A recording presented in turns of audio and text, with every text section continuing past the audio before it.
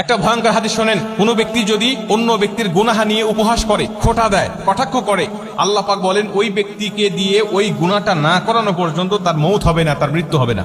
মানে আপনি আপনার ভাইয়ের কোনো গুনাহ নিয়ে খোঁটা দিচ্ছেন, কটূক্তি করতেছেন, উপহাস করছেন, মানুষের মাঝে বলে বেড়াচ্ছেন, ওই গুনাহ আল্লাহ আপনাকে দিয়ে করাবে, তারপরে আপনাকে দুনিয়া থেকে টান দিবে। কথাটা কত বড় ভয়ানক হতে পারে, হাদিসটা কত বড় ভয়ানক হতে পারে, আপনি চিন্তা করেছেন? আপনি মানুষের গুনাহ নিয়ে খোঁটা দিচ্ছেন, আপনি মানুষের গুনাহ নিয়ে কটাক্ষ করছেন, আপনি মানুষের গুনাহ নিয়ে উপহাস করে বেড়াচ্ছেন, আল্লাহ আপনাকে ওই গুনাহটাকে করাবেন। রাসূল সাল্লাল্লাহু আলাইহি ওয়াসাল্লাম একজন সাহাবী মদ পান করেছিলেন। আল্লাহ রাসূল তাকে যখন মদের শাস্তি দিচ্ছিলেন, ওই সাহাবী এটা দেখে উপহাস করতেছিল এবং তাকে গুনাহগার বলে বারবার ভর্ৎসনা দিতেছিল এবং বলতেছিল সে কত বড় গুনাহ করেছে, সে কত বড় অন্যায় করেছে, মদ পান করেছে, এটা বলে বলে মানুষের কাছে প্রচার করতেছিল। আল্লাহ রাসূল তাকে ডাক দেয়া বলেন, তুমি শয়তানকে কেন সাহায্য করছো? তুমি শয়তানকে কেন সহযোগিতা করছো? তুমি তাকে উপহাস না করে তুমি তার জন্য মাগফিরাত কামনা করো, তার জন্য দোয়া করো, আল্লাহ পাক যেন তাকে ক্ষমা করে দেয়। তুমি সেটা না করে তুমি মুসলিম হয়ে তোমার মুসলিম ভাইয়ের গুনাহ নিয়ে তুমি উপহাস করছো।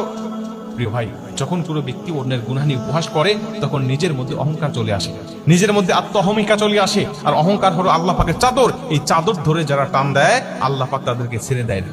অহংকার করবেন না।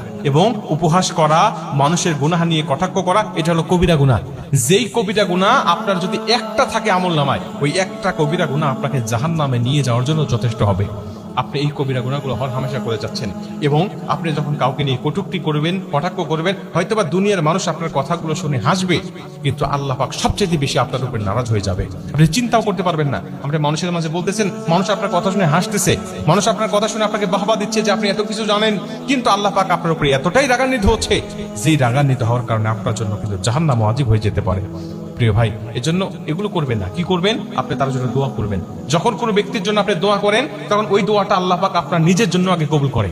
দেখেন কত সুন্দর কথা। আপনি কোনো ব্যক্তির জন্য দোয়া করতেছেন, আল্লাহ আমার অমুক ভাইকে আপনি ক্ষমা করে দেন, আপনি মাফ করে দেন। আল্লাহ বলে, যা, আগে তোকে মাফ করবো, তারপরে তাকে ক্ষমা করবো। আগে তোকে ক্ষমা করবো, তারপরে তাকে ক্ষমা করবো। কেন? তুই তোর মুসলিম ভাইয়ের জন্য দোয়া করেছিস, তোকে বোনাস হিসাবে আমি আল্লাহ আগে তোকে ক্ষমা করবো, তারপরে ওকে ক্ষমা করবো।